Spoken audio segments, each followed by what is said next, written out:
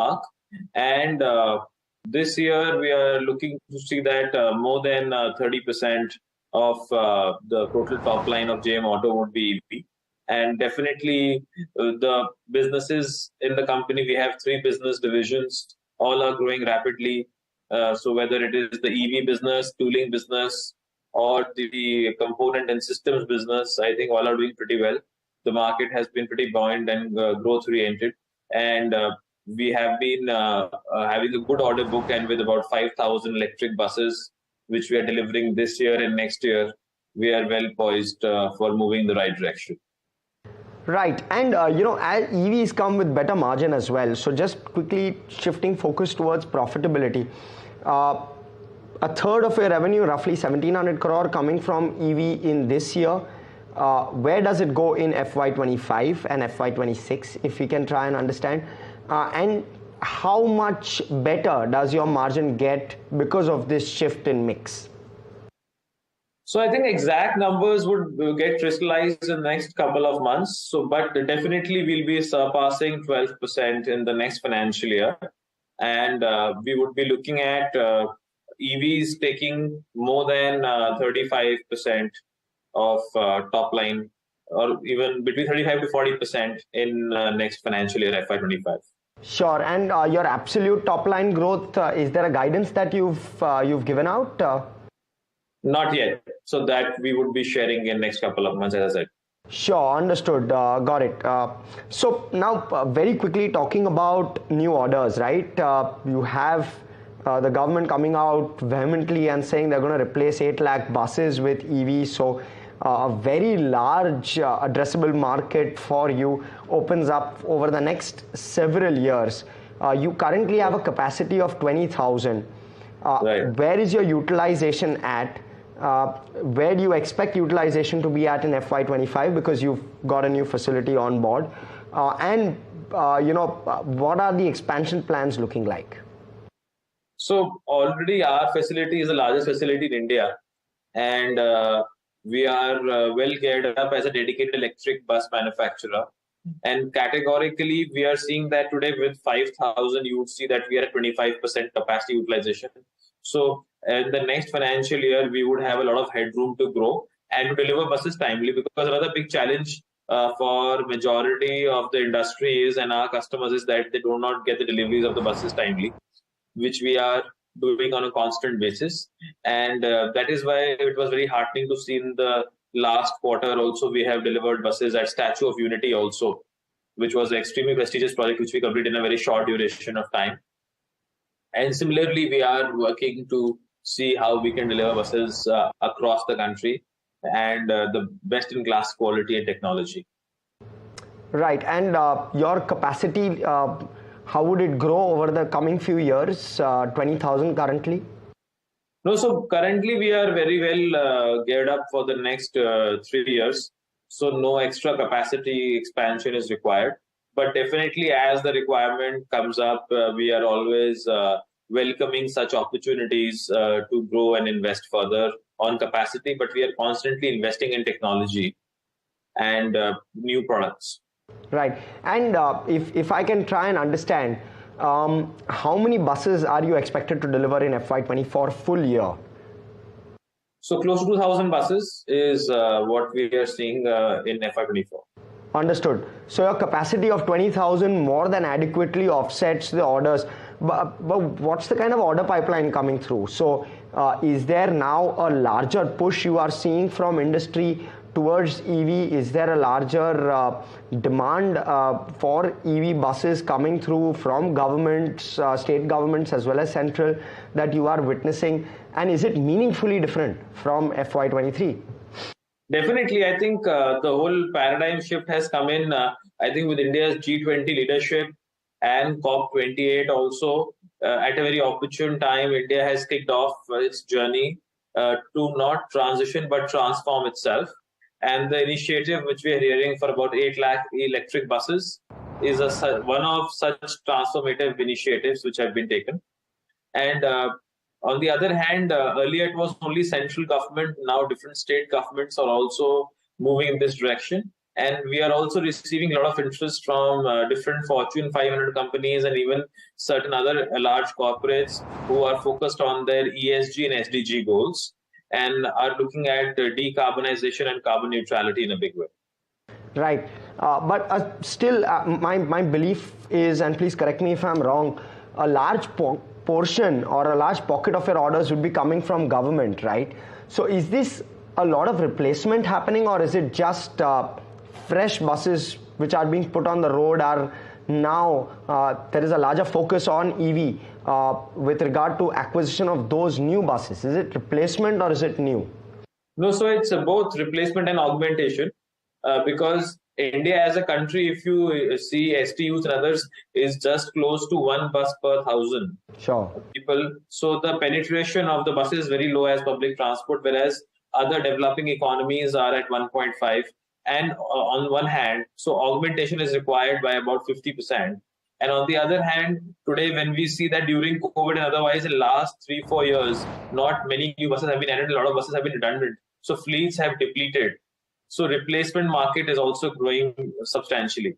So it's a combination of both replacement and augmentation, which is going to kickstart and give a fillip to the whole industry to grow in a big way. And here, when we are working and delivering not electric buses, but the whole EV ecosystem. So being an EV ecosystem provider, it makes it very comfortable and crystallized solution for our customers that they don't have to deal with multiple parties, and we are able to give them end-to-end solutions.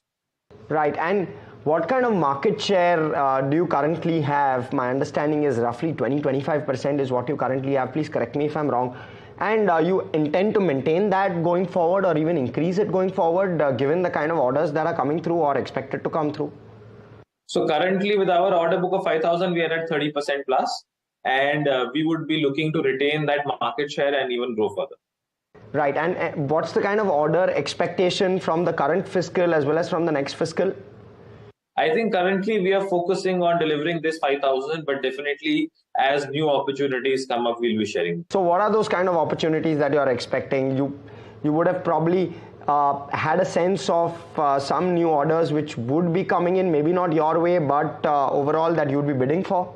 As all of us have known at the same time that 8 lakh electric buses are going to become a reality soon. So I think as things get crystallized, all of us will get to know at the same time. Sure, but that's 7 years. Over the next couple of years, what is the kind of traction that you're expecting? No, I think I personally feel that in next 3 to 5 years, market would be more than 50 to 60% electric, and by 2030, 100%, close to 100% would be electric for all new buses. Interesting. Quickly, I'm going to switch over to back-end infra. So what kind of, how are you backward integrating some of your processes and manufacturing? Are you planning to go into EV batteries as well? Is that what you're looking at? What are the expansion plans when you're looking at backward integration? No, so already JBM Auto's subsidiaries are producing EV batteries. We are one of the largest high voltage EV battery producers of the country, with about 2.4 gigawatt hours of EV battery capacity. Right. And, with regard to the EV car segment, are you planning to foray into that as well? Is that an opportunity which you will be looking to tap? No, we are focused on public transportation currently. So we would like to stick to that, but definitely as we go by, as you have seen, even in 2023, we have launched multiple new models. So we've launched our bus Galaxy, which is one of the world's longest distance coach of 1,000 kilometers and as ultra luxury product. Then we've launched our intercity buses. We have launched new set of staff buses and school buses. So we are expanding our portfolio in the bus segment for catering to each specific customer. Right. And anything major that you're doing on storage, hydrogen, and the like within the renewable space or any plans around that space, given that you're doing everything which is currently in vogue, including transport? No, so we have a separate renewables business. And which is part of a different entity called JM Renewables. So that has nothing to do with JM Auto in particular. Right. Okay. Thank you so much for your time and for answering all of those questions and giving us that perspective. Nishant, it's been a pleasure speaking with you. Wishing you all the very best and hoping to interact with you a lot more going forward. That was, of Thank course, you. Nice talking to you. Right, and that was the management of JBM Auto on NDTV Profit, giving you the perspective. 5,000 crore in revenue, 11.7% is the margin they clocked in H1 FY24. They're expecting to go above 12 in FY25. Of course, 20,000 buses is the capacity which they've already put out. 2,000 buses they delivered in FY24, expecting much more in FY25. Very interesting. But with that, we'll step into a very short break. Stay tuned to NDTV Profit.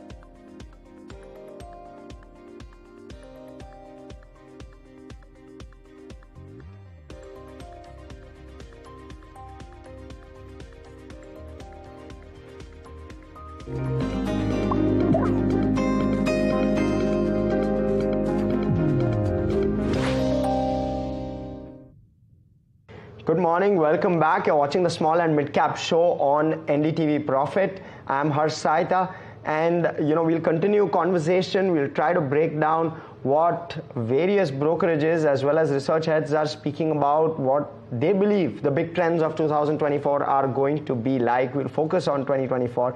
And today with us we have Siddharth Khemka of Motilal Oswal. He's the head of retail research, and he's going to help us to try and get perspective on where markets are at the moment and where he sees markets by the end of this year. So sir, my first question was right there. Take it away. What's your sense with regard to where markets are at, how valuations are looking like? We saw a stellar run up in December. Can that continue in 2024? Yeah, thank you so much, Harsh. Wishing you and all the viewers a very happy and prosperous year ahead, 2024. So if you look at in terms of markets are at all-time highs, but the good and interesting part is that the earnings catch-up has been so strong in the past few years that valuations are still comfortable. Despite market being at the all-time high levels, if you look at Nifty PE, we are somewhere about 19 and a half times on a 1 year forward PE, which is comparatively at a little discount to the last 10-year average of 20 times. And if you look at the earnings catch up, last 2-3 years, we have seen an earnings growth in excess of 20%, and the asking rate for the next 2 years, including FY 24-25, is about 19-20%. So that's kind of a very good situation to be in. If you look at India, sits in a very kind of a sweet spot where both the macros as well as micros are looking pretty good. Indian GDP growth would be one of the highest in terms of the top 10 global economies. And if you look at the earnings potential growth, the first 2 quarters of FY24, we have seen a very strong growth of 25% plus, and the asking rate for the second half is much lower if we were to go by the overall expectation of 20-22% earnings growth for the current financial year. So I think markets would continue to deliver the earnings related returns. So our expectation is that one should expect about 15% to 18% annualized return for the next 2 years from Nifty, given that valuations are comfortable, the macros are pretty stable, and earnings continues to deliver. Very interesting. It's a perspective that we don't often get, that despite this significant run-up, you're still well or marginally below your 10-year average price to earnings valuations, and Motilal expects a 20% earnings compounding going forward as well for the next couple of years. And if anything, if any rules of investing are to go by, your typical earnings is what you will get in terms of returns as well. So fairly valued is how I would assess how I would call out your assessment. But sir, talk to us about the small and mid caps, because this is the small and mid cap show. So help us break that down. 50% nearly in terms of returns, both from small and mid cap benchmarks in 2023. Where do we go in 2024 in your view? Yeah. So if you look at very interesting junction we are at.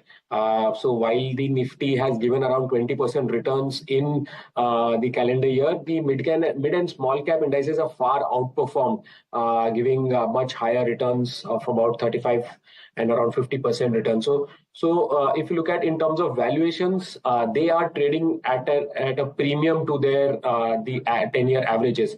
But what is interesting is that we have seen a lot of sectoral rotation in the market. Some of the niche segments that have been doing well. And one key area that we see is the core industrial sector that has picked up like anything. So this is being driven by the government capex, which continues to do well, and with the expectation of political as well as policy continuity, this is a segment which should continue to do well. And there are a lot of sub-sectors, sub-segments within that space, which we believe to do well. So I think it will be a mixed bag kind of thing for the mid and small caps in 2024. But again, the good part is we need to find those pockets where the earnings growth are consistently being delivered, and that is where investors would get rewarded. Right. And so you gave me a good framework for my next question. So what are those pockets of good valuation and growth that you are seeing at the moment? Yeah. So I think if you look at one, I talked about the core industrial sectors. Within that, if you look at capital goods, infrastructure, railways, defense, these are some of the sectors which are witnessing a very strong growth in terms of earnings order book. Another segment that we are seeing a very strong growth is the discretionary spending. So if you look at the headlines, auto companies had record sales during the festive season. The real estate sales has been on a tear. We are seeing almost 8-year, 9-year high record bookings for real estate segments, and especially in the premium and luxury segments. This is the first time that we are seeing. Otherwise, generally, we see that the mass market or the affordable housing generally tends to do well. But this is the first time where we are seeing the premium and the luxury segment in the real estate doing well. So discretionary spending is another space that we believe would do well. Some of the other segments that we like are the niche segments, for example, the electronics manufacturing, because of the PLI, because of the focus of Make in India, they are gaining share. Some of the new age fintech companies are gaining share. people are traveling more, people are going on holidays. So that is another segment which we feel within the discretionary space will do well. So hotels, hospitality, real estate, some of the real estate linked stocks, these are the space that we believe should do well in 2024. Right, and you've sent me some of your picks, but before I go there, I want a quick 30-second on trying to understand two things. One is you've highlighted certain big themes of 2024, so those are good to know. But where do you see a valuation catch up which could happen along with some of these big theme plays? We saw the likes of a PSU bank do a big catch up last year as well as part of 2022 as well. Is there some pocket where you feel that there is a valuation catch up plus a theme which will play out in 2024? Yeah. I think, Hersh, you rightly asked. Valuation is the name of the game in the market right now. PSUs as a whole, not only the PSU banks, but all the public sector enterprises, we witnessed a lot of catch up in terms of valuation, and that is an entire pack where we still see a lot of headrooms in terms of the valuation, for a room for further re-rating. So starting with the public sector banks, we believe that the journey has started with the ROAs now sustainably above 1%. And you look at the valuations which were earlier trading at a discount to book value are now closer to that 1% mark, 1 times book value. Some of the leaders in the pack like SBI, Bank of Baroda, Canara, we are now expecting the ROAs to further improve from now 1% to 1.2%. And SBI being the leader, they have given a guidance that the ROEs would be reaching to 20%. And if you look at the valuations, still comfortable at a big discount to some of the private players. Other spaces, for example, the commodity spaces, where I think, especially in the public sector enterprises, companies like ONGC, Oil India, Coal India. So there is a huge room in terms of valuation. They are still trading at discounts. For example, ONGC is trading at 4.5, 5 times. Coal India is trading at 9 times on a price to book. The earnings growth have improved, volumes have gone up. And to top it all, the major factor is that return ratios are improving across these spaces. So I think these are some of the pockets where especially in the public sector enterprises space, where we'll continue to see valuation re-rating along with improvement in the financial performance. Right, and within real estate, I find two names which you've given us. One being Kajaria and one being Sunteck. Kajaria, of course, not direct play on real estate, but Sunteck being a direct play. So talk to us about this entire real estate game, because what we've seen is rates have gone up now. Have we seen a peak here?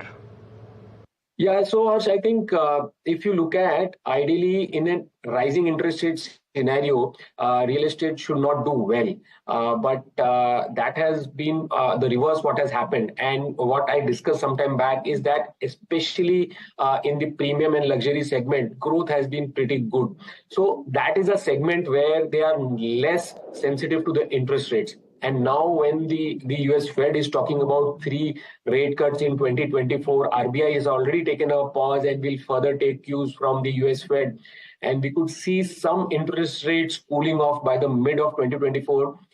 The other segments, which are more the mass segment, which are more sensitive to the interest rates, I think the demand will start coming in. So yes, in terms of certain pockets within the real estate space, stocks have moved up. While we are positive on them, valuation-wise, there is little room for upside. There are certain pockets where I think the valuation is yet to catch up and will do well. So Sunteck is one of that name, while we continue to like companies like Lodha and Godrej Properties, which are our preferred picks. But as I said, valuation-wise, there is room for Sunteck Realty with the improvement and change in financials. Their focus on the luxury segment, which is where a lot of growth is happening. And hence, as I said, that is a space that we believe could do well, especially with the terms of growth that we are seeing in their micro market. Now, coming to Kajaria, again, after we are seeing that demand is expected to pick up in the second half, aided by good traction, especially in the real estate space. The company themselves have guided for about 14 to 16% growth, and that's a good proxy play to the entire real estate growth. So we are expecting a 26% earnings CAGR over the next 2 years. Return ratios are very strong, in excess of 20%, and balance sheet continues to remain healthy. So all this put together, we believe that Kajaria, among the ancillary plays to the real estate, could do well. And even on terms of valuations, we see a good 20% upside from current levels. Right.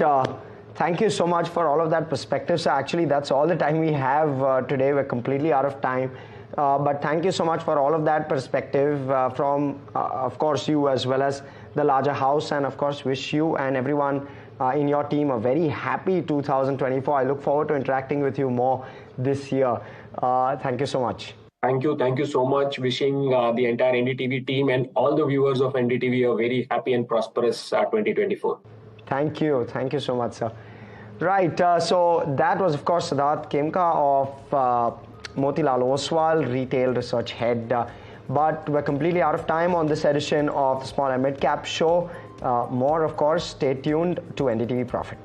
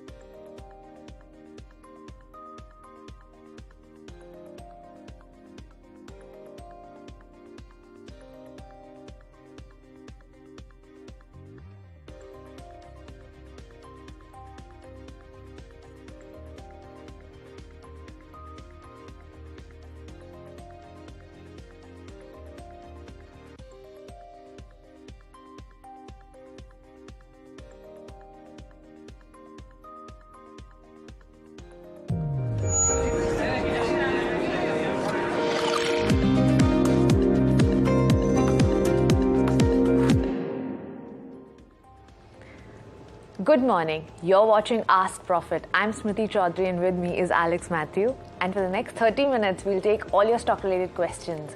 You can write to us on any of our social media channels or on the WhatsApp number that's on your screen. You can also write to us on the YouTube live chat, and we'll take all of your questions to our fundamental and technical guests today. On that note, let me introduce you to the guests for today. We have Mr. Sameer Dalal of Natwarlal and Sons and Ayush Mehta of Nirmal Bang Securities. Welcome, Sameer and Ayush, and a very good morning to both of you.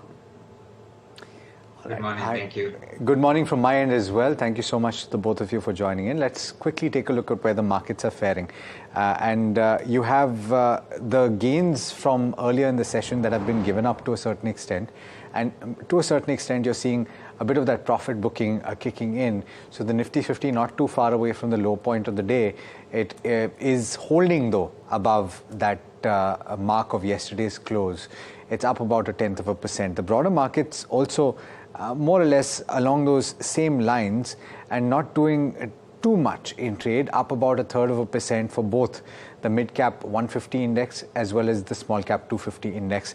And broadly, let's also pull up the breadth of the market just to give you a sense of the texture this morning, and then we'll get into a couple of individual stocks. So there you go. We're still holding with the advances more than the declines, but then closer to even Stevens than we were at the start of trade today. Of course, the focus today is going to be on the power sector because there has been, in fact, a significant update in the power space in the way of the tariff norms that will kick in for the next 5 years starting FY25. And it is seen as positive, particularly for those with pump hydro projects, because the ROEs in that segment are projected to go up. And what is also positive is for the thermal players, and you saw NTPC on your screen just now, it has given up some of those gains. But for the thermal players, the ROEs were initially expected to go down, but they're projected to stay the same in the 5 years starting FY25. So first, let me go across to Samir just to get a sense of what he thinks about the latest update. And then we can also perhaps take a technical view. But Samir, what did you make of the latest update? So I think it's continuity. I mean, that's very important. Look, at the end of the day, allowing companies to earn 15% ROE when you have interest rates at 7%, I don't think that's unfair. So I'm not, I think it's good from a company standpoint of view if you want to have further investments coming into the power sector. We are working on a situation on a place where we want to move a lot more to electric vehicles, which means the demand for electricity is going to increase. Of course, you're talking about electric buses. You're talking about a lot of things moving towards different sorts of rather than crude and petrol and diesel and gas. So if all of that is required, you need investments, and allowing these companies to make a profit and retaining 15%, I don't think that's a negative thing. It's good, and I think that's fine. I mean, government has continued the policy, so that's a good thing. Okay, but do you have any recommendations in the power space? A lot of these companies, including the power financiers, Samir, have gone up very substantially. Is that does that mean that most of the run-up has already happened? So a large part of the run-up for all of these companies, yes, in the near term is already through, right? So let's talk about the largest player in the power space, and especially thermal, NTPC. So NTPC stock has gone up from about 180 to 300 plus in the last maybe I think 6 odd months. Which means that a lot of the valuation gap catch-up that had to happen has happened. Now, NTPC is not only a thermal power generator, but they're also getting into renewable energy. They're setting up a lot of solar-based plants, right? Solar-based, the setup that they're doing. Of course, once all of that kicks in, what we will see is some profitability increasing, and that will take a little bit of time. Luckily, solar plants gestation periods are a little shorter than the 4 years that thermal goes through. They're about 1.5 years. So we will see some growth in profitability coming from that angle, which is why the re-rating in the stock has happened. But I think to a large extent that is done. Now, when you come to the power finance companies, which you mentioned, I think a lot of the valuation discount that was going on in these power financing companies is well behind. In fact, they're trading at probably higher valuation multiples than they have historically ever, even when they, when the last power run happened in 2006, 2007. So a lot of the positivity is captured in. Now, I don't deny the fact that the growth opportunity for solar is quite large, and the risk being a little lower given the fact that these gestation periods, like we mentioned, are slightly shorter. So, the cash flows for these companies start happening quicker, and probability of an NPA goes down. Plus the discoms, where they were highly leveraged also, they're getting better cash flows, and which is allowing these power finance companies to ensure that NPAs remain low. But all of that is in the price what we discussed. So I don't think there's too much upside. I would be a little skeptical of going out and buying these levels. I think we will go through a consolidation. I don't expect the stocks to correct major, but we will go through a period of consolidation where the stocks will probably not give any return in the near term. All right, let's start off with the questions. And the first one is coming from Fazalur Rahman, and I hope I'm saying that right. He's bought 1 lakh units of BCG, that's Brightcom Group, at about 20 rupees. The share is in a little bit of downturn today and is trading around 19 rupees. Ayush, how does it look on the charts for this? Should they continue holding this? If you look at the charts of BCG, it is currently consolidating. If you look at the weekly charts, and in the daily charts, taking the resistance of 200-day moving average. But if we look at it closely, I feel the stock is at the current support level, which is at approximately 19 rupees. So I feel with a trailing stop loss of 19 rupees, it can be holded for a long term. And once it crosses 20 on the closing basis, we can see up to 23 levels in this. Okay. All right. We've got several other questions as well. One on Grasim, and by the way, one of the stocks that we were focusing on earlier today. This is, I mean, we don't know who this is from. I don't see a name. So, by the way, in case you are messaging us on YouTube or on WhatsApp, do tell us what your name is and ideally where you're writing in from as well. But I'll come to you, Samir, on this one. We've got a viewer that's bought at levels of 2,117. Should the viewer expect that the price will correct with the rights issue coming in and priced at what, 12.5% discount to yesterday's closing price? And interesting conversation this morning, we were wondering whether the paints business and the expectation of revenue addition from the paints business is currently in the price. So I think revenue addition of the paints business to some extent will be there, but I think what's more important to see is how much they're able to capture of the market share. Now, if you ask me, I think, the paints business is a growing industry. And as you can see, a lot of these companies, Asian Paints, Nerolac, all of the others have been doing extremely well, posting very good growth. Now, with the increased competition, there are two things that's going to happen. One, what you're going to see is some amount of margin pressure, because at the end of the day, everybody wants to retain their market share. And you have two new players, which is DSW and Grasim, which are trying to take into the market share. So what you're going to see is margins being a little lower. So from that point of view, for Grasim, it's a positive because they're going to be capturing new business and getting more profitability and some amount of margin. But for the other players, it needs to be seen. But since your question is specifically on Grasim and whether the stock price could come off given the fact that the QIPs are at a lower price. So the QIP being at a lower price, the rights issue, not a QIP, a rights issue, it's going to the existing shareholders. So all the existing shareholders are also getting the benefit of investing in at the lower price. So it's not necessary that the stock price goes down. The company is getting capital at extremely healthy valuations, right? If you look at the earnings yield compared to the interest rate, I think there's a massive benefit for Grasim at even 1870, whatever the price is. So I think it's a positive. The stock has run up. Will it consolidate again? Yes, it will. But if the investor who's bought Grasim at this price, at the higher price, has the 1 to 2 year horizon, I think he will make good returns. Invest in the rights when you get this rights shares and take advantage of that. Next one is from Khurshid, and he's talking about Alok Industries. Now, the stock is buzzing today, up about 12% right now. He's bought the stock at 22 levels. The stock is currently close to 30 rupees. He wants to know the 1 year target. Samir, do you have a target on Alok Industries? So we don't have coverage on Alok, but the reason it's been running up recently is the investment, the money put in by the promoter, Reliance Industries. So the thought process is that if they're putting in this much money, there is upside. But I think the stock has probably run up in the near term too quickly, and I don't think the operations are going to turn around that quickly for them. So I think whenever you get a chance, we'll take some money off the table and probably. But I don't have active coverage on the company, so I can't tell you more than the fact that what I. Sure. Do you hold the same view as well? Should Mr. Khurshid take off some money off the table?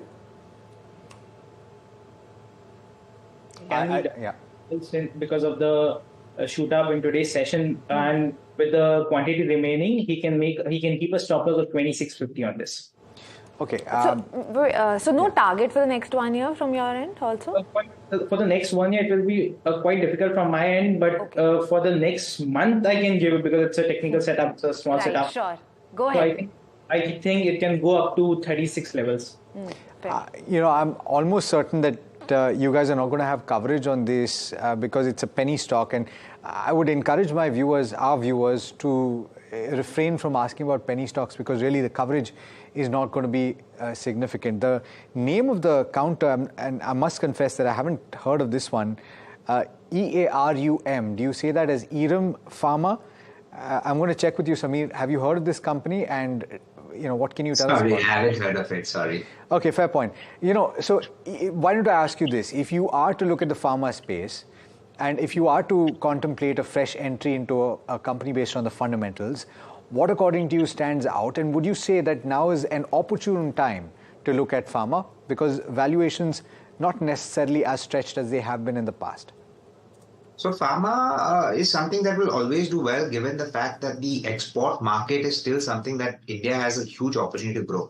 Forget the export alone, even the domestic market, you're seeing the consumption of medicines increasing, not only on the, it's not like, it's even things like vitamin D, vitamin B, things like that. I think there's a huge opportunity for pharma in India as well.